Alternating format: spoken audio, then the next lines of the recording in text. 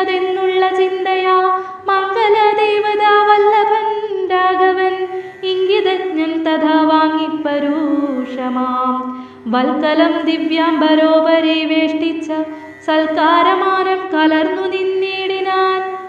എന്നതു കണ്ടൊരു രാജതാരങ്ങളും അന്യരായുള്ള ജനങ്ങളുമൊക്കവേ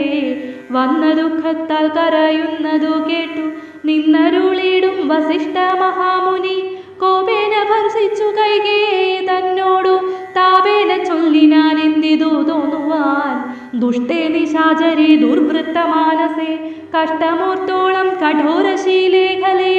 രാമൻ വനത്തിനു പോകേണമെന്നല്ലോ താമസശീലേ വരത്തെ വരിച്ചു നീ ജാനകി ദേവിക്കു വൽക്കലം നൽകുവാൻ മാനസേ തോന്നിയതെന്തൊരു കാരണം ഭക്ത്യാ പതിവ്രതയാകിയ ജാനകി ഭർത്താ